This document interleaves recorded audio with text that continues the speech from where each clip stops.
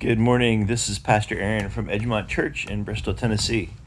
And this morning I thought we would look a little bit about a topic that's not an easy one. It's the topic of taming the tongue. And it comes from James chapter 3. I think we'll just go through it section by section and we'll talk about it.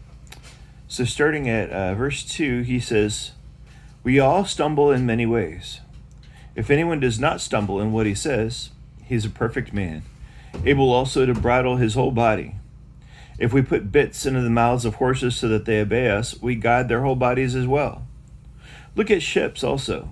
Though they are so large and are driven by strong winds, they're guided by a very small rudder, wherever the will of the pilot directs. So also the tongue is a small member, yet it boasts of great things." So he uses this analogy about how little things can turn the course of big things. And he says that's what our tongue is like. Sometimes we think that the things that we say are little things, but it's important to understand they can change our lives and in big ways. And so he's advising us to be careful to, even though he says no human being has tamed the tongue, we can still try, can't we? We can work on it. So we'll keep going. How great a forest is set ablaze by such a small fire. And the tongue is a fire, a world of unrighteousness. The tongue is set among our members, staining the whole body, setting on fire the entire course of life, and set itself on fire by hell.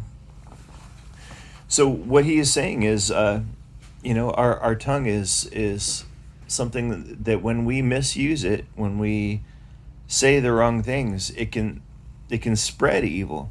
For example, have you ever spoken negatively about someone to someone else? Well, rumors spread, don't they? And that's what James is talking about. It's like carelessly walking into the woods and just setting a fire. Well, before long, the whole woods are on fire.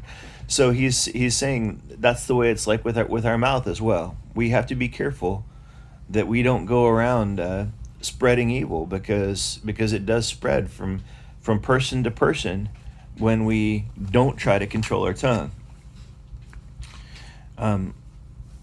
Verse 7, "For every kind of beast and bird and reptile and sea creature can be tamed and has been tamed by mankind. But no human being can tame the tongue. It is a restless evil, full of deadly poison. With it we bless our Lord and Father, and with it we curse people who are made in the likeness of God.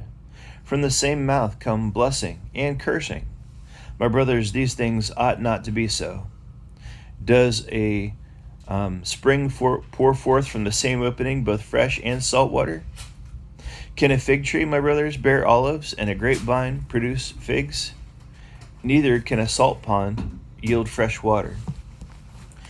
And so what he is suggesting, friends, is this: that we need, part of the reason we need to be careful about our words is when our words are evil, it's like poison. That's what he says. It's like poison, and that's not the way it should be. For a Christian, our words should be a blessing to other people. That's why he uses the alternative of fresh water. And so there's a good question to ask. What comes out of me when I talk to other people? Is what comes out of me salt water, or is it fresh water? Is it going to be harmful or a blessing to other people? You want to be a blessing, don't you? And I know that's a struggle. It's a easy thing to think that our words are small things. But if you're like me, you can look back and see there's a lot of times where you've wished you could take back something that you said, but after you say it, it's already said, and it can't be taken back, can it? The best we can do is apologize for our words. But sometimes even words that are apologized for cause pain and cause damage, sometimes even years later. So it's important, especially because we're so tempted.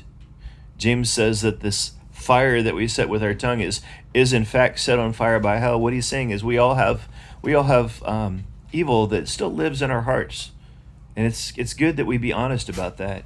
And so it's important to recognize sometimes when we feel like we just have to say something, we should watch our motive, because sometimes that desire to say something is a wrong desire.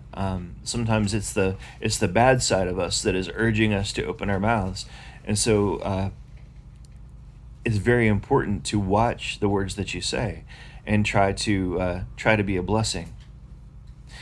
And isn't it nice that we do have forgiveness? The Lord does forgive us, even though none of us have tamed our tongues. But as His people, we should be marked by a desire to bless other people. And so my prayer for you today is, as you have opportunities to talk to other people, will you think in your heart, I want to be a blessing today. I hope that you are, and may the Lord bless you today. Happy Lord's Day to you all. Bye-bye.